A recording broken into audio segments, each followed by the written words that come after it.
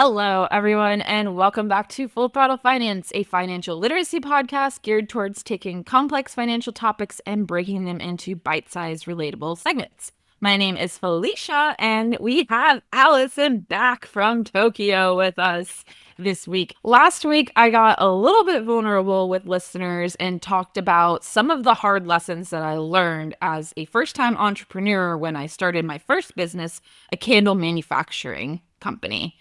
And today we're just gonna have fun. We've got a bunch on the agenda, things like PTO, end of tax season, our firm's 1 year anniversary, and our very first company retreat is coming up. It's so exciting. I know, right? So, we're gonna have a little fun catch-up episode. So, why don't we just go ahead and get started, Allison? Tell me, how is Tokyo?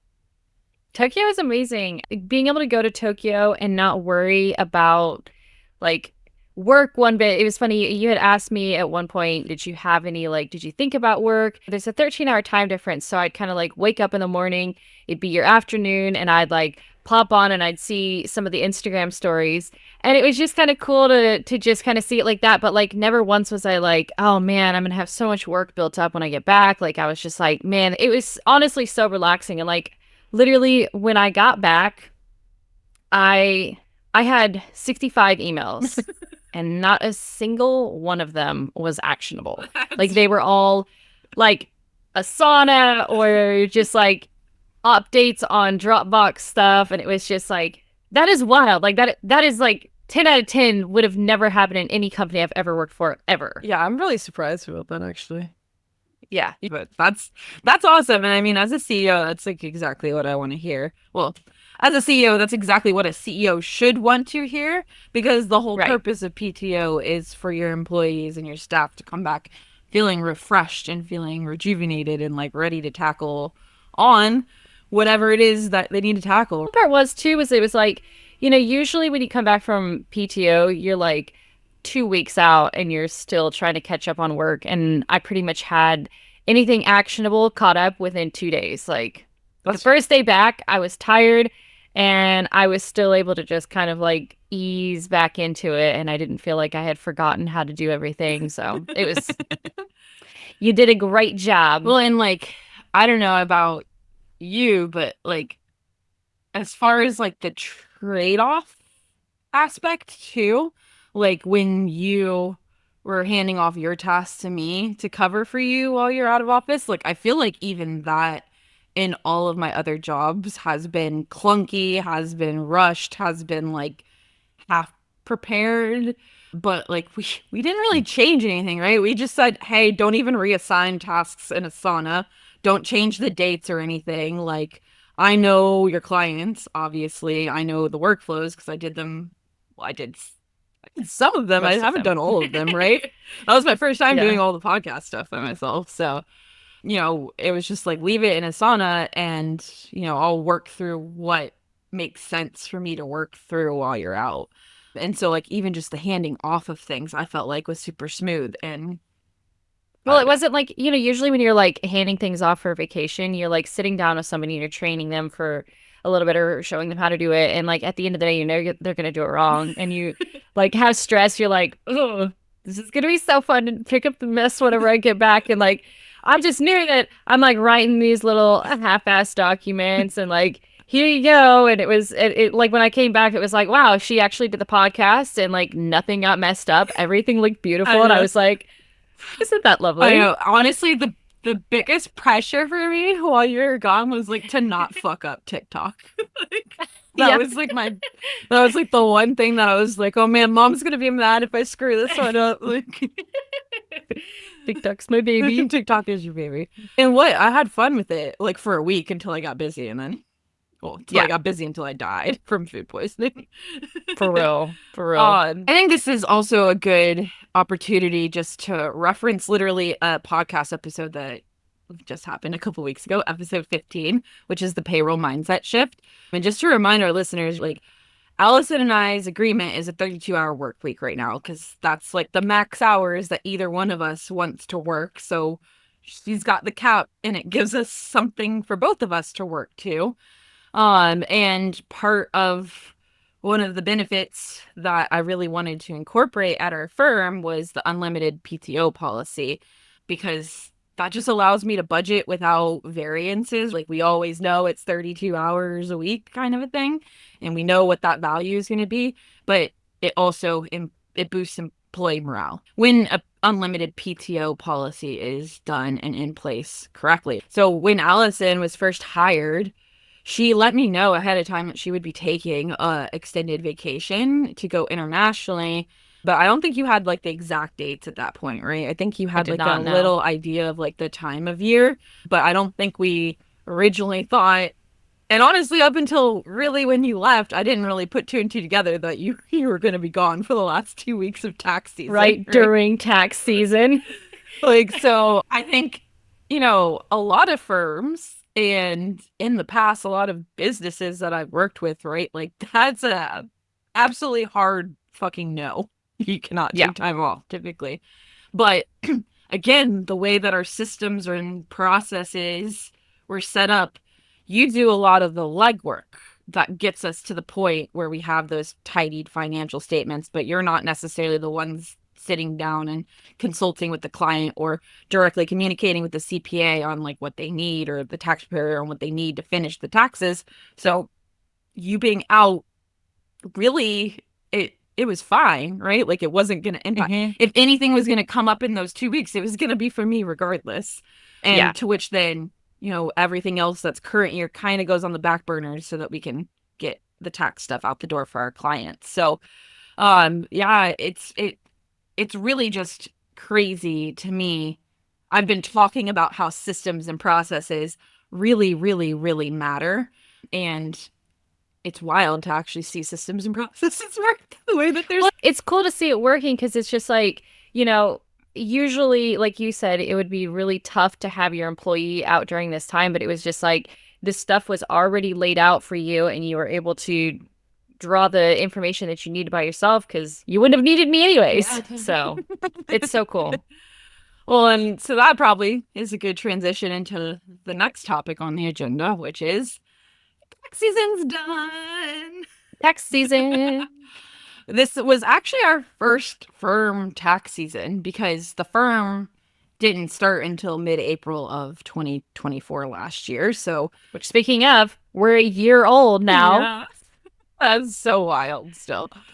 But you know, this tax season to me, like, I feel like I've earned a gold star, to be quite honest, because this is the most clients that I personally have managed at one time through any given tax season that I've been through in 9 years.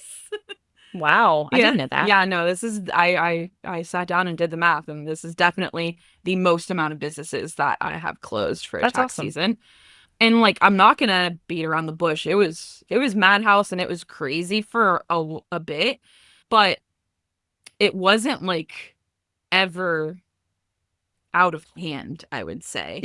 Mhm. And it was honestly not super stressful. It was just busy, right? It's just there's a lot to do, but it There's a wasn't lot to do like. right there towards the very end. Yeah. Well, and it wasn't even like towards the very end, right? Because we were in control of the systems. We were in Yeah. control of the processes, and I think that that's truly what made it, like, I don't want to say enjoyable, but it kind of felt like an enjoyable tax season, to be honest. Which who has ever said that? Like, especially when you're working in the finance industry, like tax season is like literal hell. Yep, Like, yep. And like, the reason so why I say gold star too is that this is the first year that I don't really have any clients that are on extensions either. Like, wow. I usually That's go awesome. at like my prior firms, and even at the company we worked with together, right? They always filed for extension and then push it all the way to the extension deadline to file taxes in September when the extension Wow. deadline, or Yeah. October when the extension deadline's due, right? So this is the first year that like 2024 is like, the prior year is It's gonna be actually burned into your memory. behind. Like, it's done, it's passed, it's over. Yeah. It's not going to carry on through summer. We literally can just focus on the stuff today. And as this industry works, I'm sure we're going to have some companies and some businesses come in and be like, oh, I have an extension, but I haven't done anything. And they'll come to us in July and we'll help them and get through that and whatnot. But it's just kind of really wild that, like, this on paper was probably the most extensive tax season for me. But, like, in reality, it was one of the most smoothly running tax seasons for me. And so I put some stats together too, because Gold star. we're bookkeepers, right? We always got the receipts to check our facts. So I didn't look at your hours, right, Allison, because your hours are set. It's 32 hours a week, and we know what what your Yes. weekly average is. But and I talk about this, right, because that's the whole reason why we put Allison at 32 hours a week, is because that was something we both wanted to work towards getting to. Both of us wanted to work 32 hours or less a week. And so in December, so getting ready to finish 2024, right, I was averaging about 46 hours a week for my workload, about 14 hours more than Allison per week. In January of 2025, so that the bulk of closing out 2024, I'd say, I was working 59 hours a week on average. So a total of 27 hours more a week on you. Yeah. But again, like, not complaining, because, right, we have different structures in our firm. You're doing a lot of the legwork to get the stuff for me to close, and then I'm closing. That takes a lot more time, especially when you're closing a full year. So those were the two heaviest months there, which I would expect. Coming into February, we got it down to about 42 hours a week on average. March was still pretty stagnant at 41 hours a week on average for me. But so far in April, when Allison was out on her vacation and literally the last 2 weeks of the tax season, I got myself down to 32 hours a week on average as well. Like, I think That's that's awesome. wild, right? Like, that's, yeah, no, well, guess what? We have some big goals ahead of us for next season For real. because I want to rinse and a repeat and a better. So, tax season is done. Cool. So the next thing that we have on the agenda is our 1 year anniversary as a firm, which is so It's wild. crazy. It's so wild that I've been doing this for a year on my own. Like, the saying time flies when you're having fun, like, it actually rang true in terms of work for me this last year, which is crazy. And I think, that is a lot to do with the wonderful people that I choose to work with, which includes Allison, but that also includes all of the tax professionals, all of the HR professionals, all Our of the legal clients. professionals, all of our clients. Like, truly, this year has been a blessing, and we are definitely miles upon miles ahead of where I thought we would be at this point with the firm. And, it's made the brain juices flow for how we can do 10 times more, right, for the motorsport industry and for all of the other various industries of clients that we work with, right? So we are going to record a fun in-person episode very soon to dive deeper into our metrics and accolades during our first year as a business consulting firm. And we're going to do it at our first company retreat, which is coming up. So we actually We're have, so excited. I know, I'm so excited. It's wild too. I think it's so great the way everything is timed up, right? Like, we have so much to celebrate this time of year. Closing 2024, being able to really focus on 2025, celebrating our annual successes, and motorsport racing. Well, and I think it's been like 7 years since we've seen each other last in person. Because, like, we had a company retreat back like 7 years ago at that Yeah. last company we were working at, and like That was I don't probably know like if I like that. 2018 or 2019, I think. Well, I moved to California in 2017, so it was sometime in between 2017 and 2019, I'd say. So yeah, it's been a while since we've seen each other in person. So I'm super, super, super excited. And we said that this week's episode was going to be relatable for our MotoAmerica folks, and that's because we have decided to make our first in-person Clean Bee Consulting Full Throttle Finance retreat at the MotoAmerica round at Michelin Raceway Road, Atlanta for the MotoAmerica round that is coming up in the very beginning of May. And it'll be my first motorcycle race, and I'm so excited. I've been waiting for this day for so long, and I'm just so excited that we're going to be together, and it's going to be so fun. I'm so excited because of the classes that are going to be racing, because you're definitely, like, you are a Harley girl, right? And you've never seen the Harleys or any of the hooligans. Like, you're going to have so much fun. And it's like, it's literally Harleys, hooligans. We've got super sport, super bike, and stock 1000. Like, those are honestly like 5 of my 6 top favorite classes to watch racing. That's awesome. So it's going to be super fun. And, you know, no surprises here, right? Like, we love motorcycles, and we have a lot of connections within the MotoAmerica paddock specifically. So it's kind of like a duh and a no-brainer for us that we would revolve our first company retreat around a race weekend. And not only is it Allison's first time at a racing event period for MotoAmerica, but this is my first time ever going to Road Atlanta as well too. It's a track that has been on my list to go to for a number of years now, but I've just never been able to make it out there. So like, I am just as equally stoked to do this as you are. So the next couple of topics that we're going to talk about are going to be relatable for anybody who's traveling with the MotoAmerica paddock over this next race season, because we're going to kind of talk some details about hospitality and planning logistics. And although Allison and I don't need to plan the full events of a race weekend, like, we don't need a trailer, we don't need to register at MotoAmerica, we don't need to do a lot of the things that teams and athletes usually do, we do still have a lot of the same logistics involved around getting there, which includes getting people from different states into one location, making sure we have a roof over our head so that we have a place to sleep at night, and making sure that we have transportation that can get us from our lodging establishment out into the racetrack. And with our hospitality background, we thought it would be kind of cool to share some tips and some, like, just general, we got to talk about details, finance, right? Yeah, the financial side of the logistics. And so, because this is a legitimate business trip for us, there's another aspect here too that's not just for our athletes and for our race teams.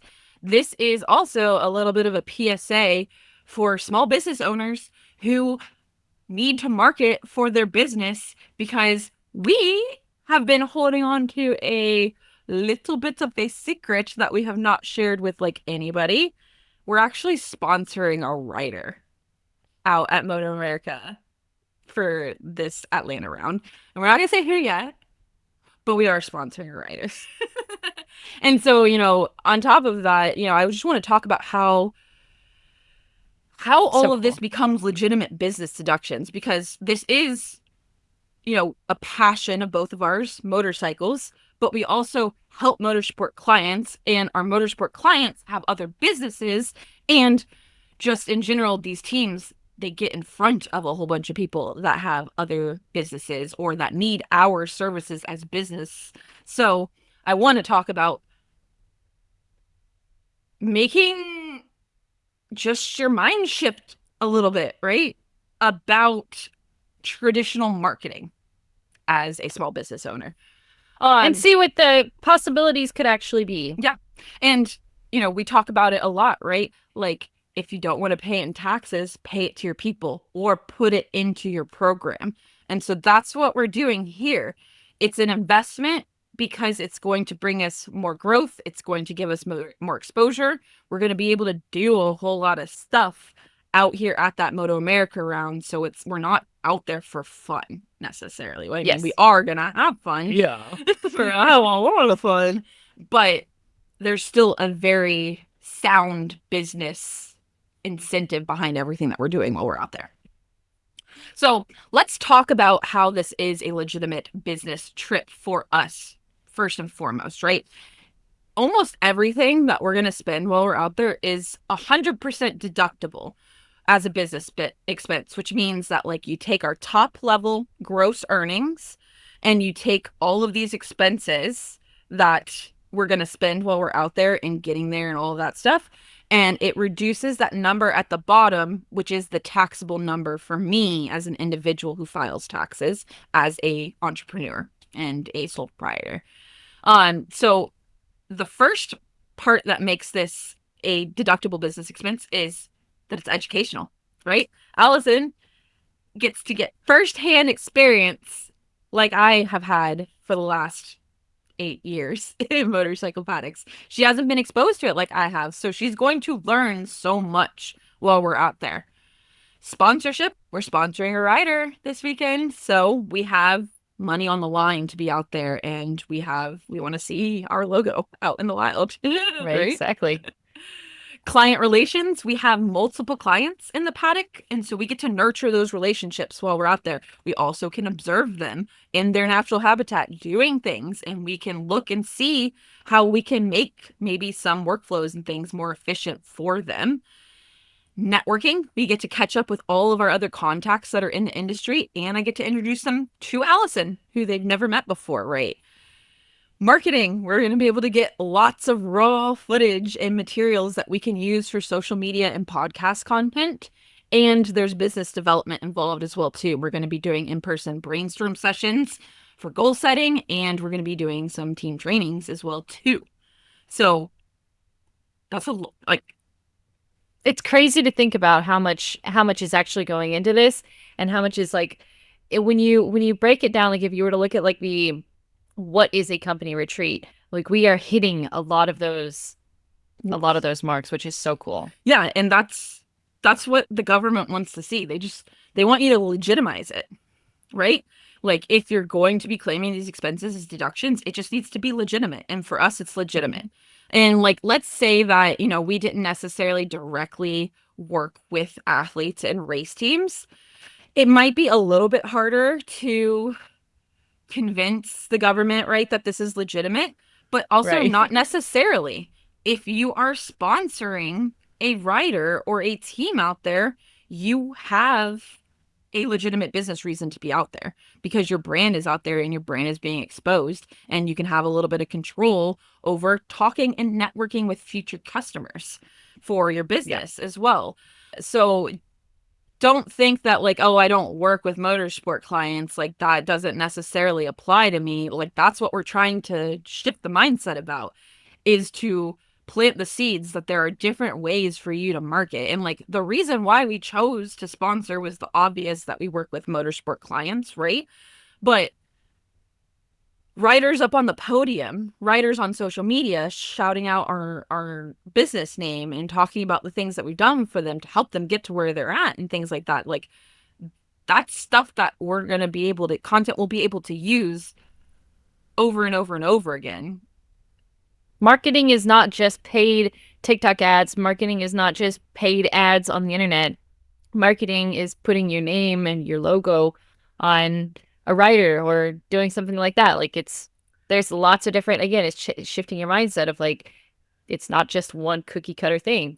And we're a remote service company, right? Like we provide professional services to businesses across the United States. So our logo is going to be on TV across the United States. Which is so insane, isn't it? Right? And social media across the United States. Like, so it's shifting that mindset. Like, I think we get so stuck in like, this is what has been happening, or these are the brands that I see in motorsports, right? Like, I don't think I've ever seen a bookkeeping firm like advertised out on a motorsport, vehicle, but why the fuck not? Why not? Like, Why shouldn't we be? Like people who watch motorsports have businesses. Those businesses need professional services. And you know what? We have one thing in common. We both like motorsports. So it's like a win-win, right?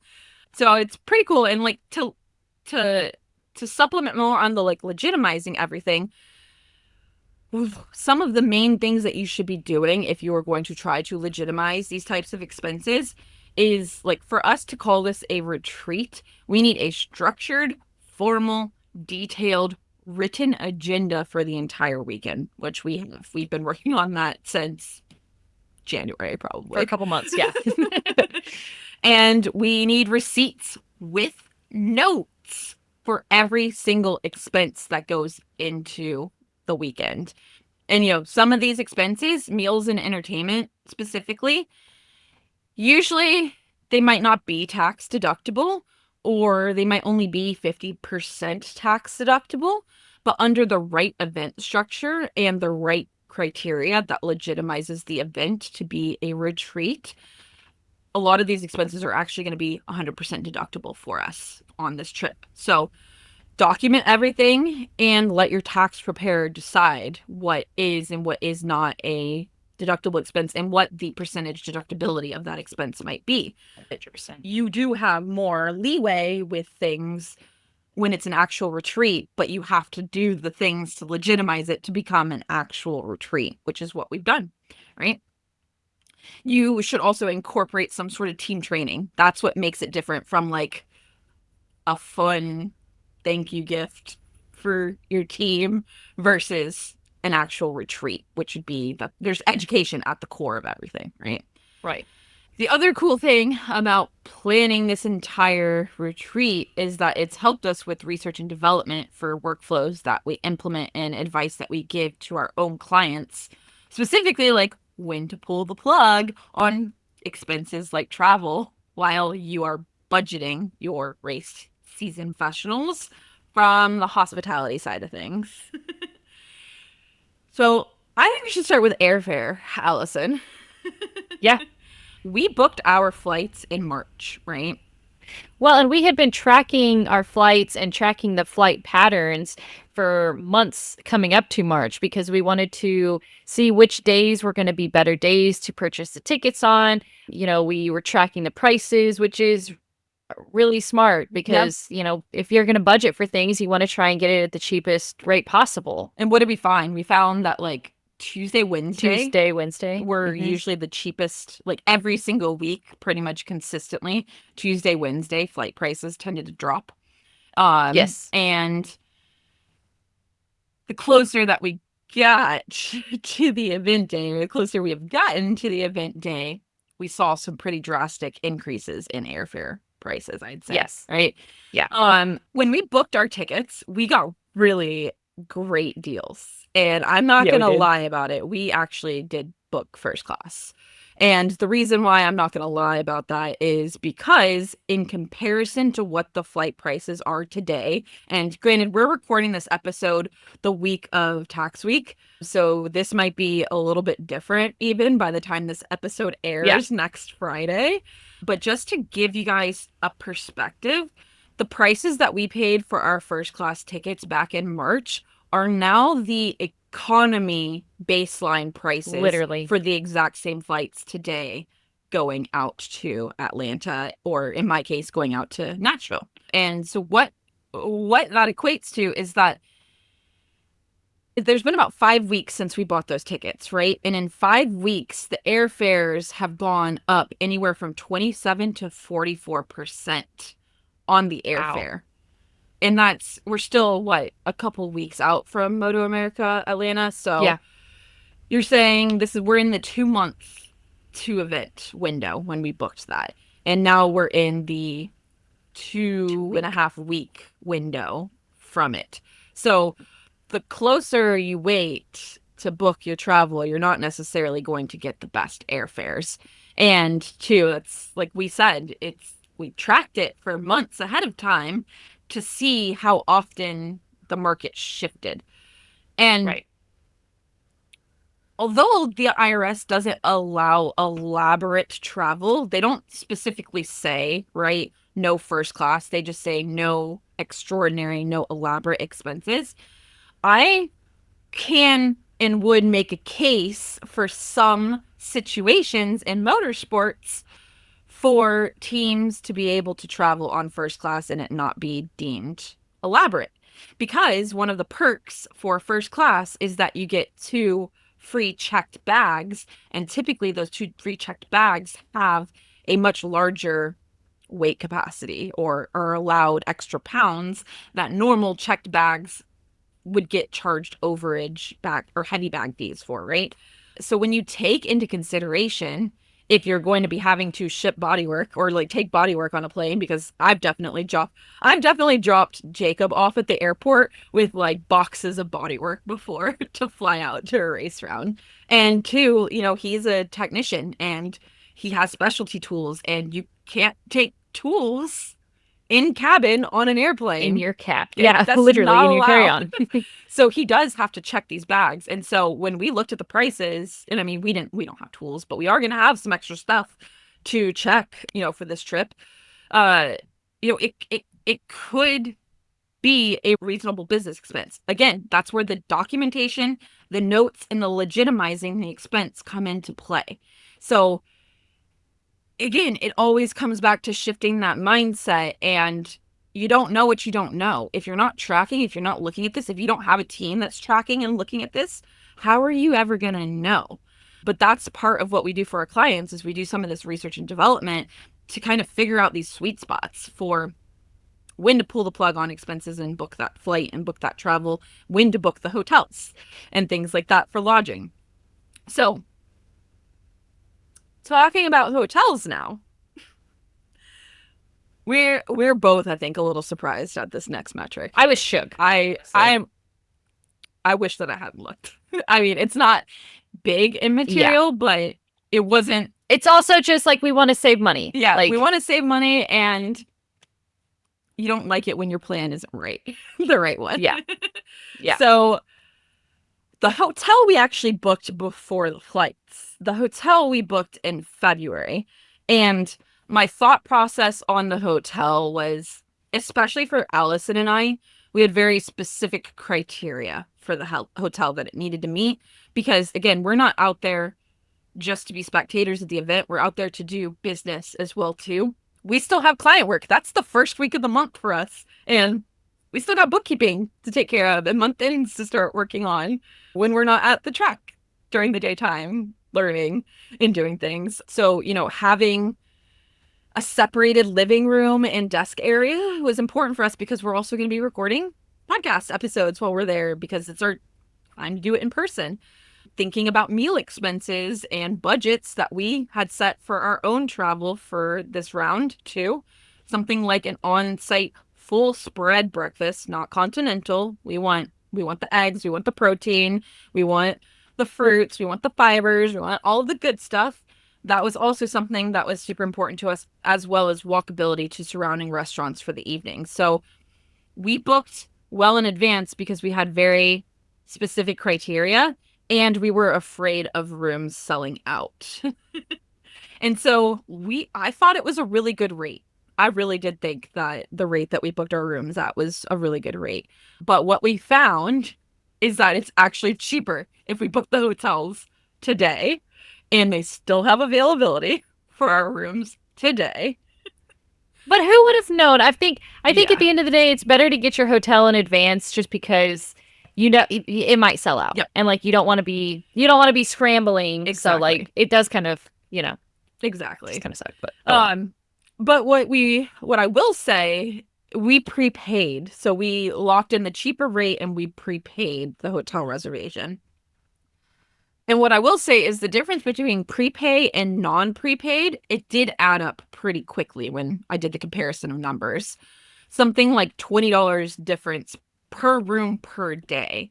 So like think about a team that has like maybe a block of 5 rooms that's there for 5 nights. Well, that's an extra, $100 every night. That's an extra $500 on your hotel rooms just right there. Just the difference on prepaying the rate versus paying when you get there. So that was very useful knowledge, I think, for us to learn and take back and take away from, maybe booking it ahead of time that far in advance wasn't as strategic as we thought it would be, but the difference between prepaying and not prepaying is a significant difference for a budget. 100%. So Now, the last part, which is the rental car.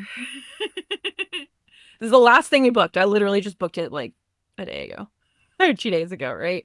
And what I will say from somebody who's worked in the hospitality industry and worked alongside rental car agents for a number of years, those rates fluctuate so often. You really do need to check them like every day, maybe even multiple times a day, if you really want to make sure that you're getting the best deal. I did that, checked multiple times, multiple days, all the time. And I waited in like, they did kind of stabilize, I would say, like this last week, which is why I ended up finally like biting the bullet and doing it. But it wasn't what I expected. Like, for the whole week straight, a minivan ended up being the cheapest option, which sucked. We don't need. We don't need that. We know the race teams that are going to be out there need that, but thankfully I'm picking mine up in Nashville, so I'm not taking away from the Atlanta pool there for all of our teams and athletes that are going to be flying in. But I got a really good rate on a minivan because I will tell you, I have seen some race teams' receipts for a 5-day rental on a minivan, and I have mine for 2.5 weeks because I have some business after this round that I'm gonna stay in the area for locally. I got a good rate, I'd say, for a 17-day rental. It's definitely cheaper than some weekend rentals that I've seen for others. But again, That's crazy. I had to stalk the market to figure that out. And maybe Had to be strategic about it. yeah, and maybe you don't have the time to do that, but that's why you hire people like us so that we can do that Exactly. for you.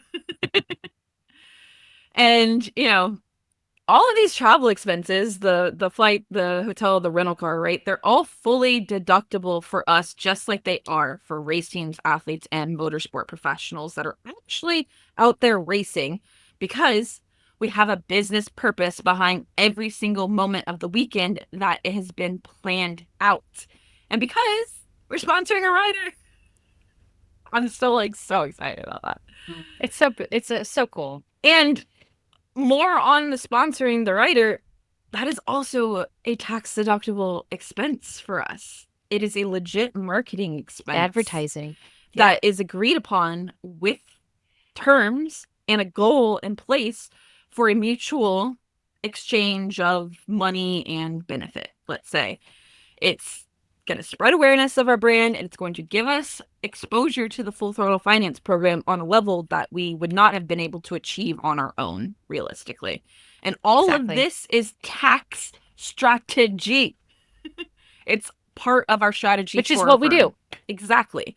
We want to minimize the amount of taxes that we owe to the government by investing in activities that are going to work towards increasing our overall firm's revenue. And that's just how you legitimize it. I don't know what else to tell you. Right? And that's what we can do for you too. Like, that's the crazy thing. I don't think people realize that a consulting firm, like, that's part of what we are here for, is we are here to help you strategize these important details in your business. Yeah. A consultant wears a lot of hats. And so I think that's why it's often overlooked, because it's like, oh, they consult. Well, what do they consult on? Well, we consult about a lot of fucking things. Everything. Like a lot of different things. And we continue to say it, but you don't know what you don't know. So if you're not asking, if you're not seeking, if you're not trying to find someone that can take these administrative burdens off of your plate, you're leaving money on the table, really. Like, especially if you're a team that has received your budget or most of your budget in advance, you are missing out if you have not yet booked your flights for Atlanta as of when we're recording this episode right now, which is April 17th. Yeah. You are literally leaving money on the table, and you need us. So hit us up. Hit us up. So I think that's a good place to wrap it up. We hope that you guys have enjoyed this informal catch-up episode, because I think we have. I have. I loved it. Fun, right? I loved it. So if you are going to be out at Road Atlanta for MotoAmerica, be on the lookout for us. She's asleep, but And a podcast player. she'll be here. But we will be out there with little Miss Senna. So be on the lookout for us. We might have some goodies. Check and see. We're stoked to make our rounds to catch up with our familiar faces and to meet some new friends along the way.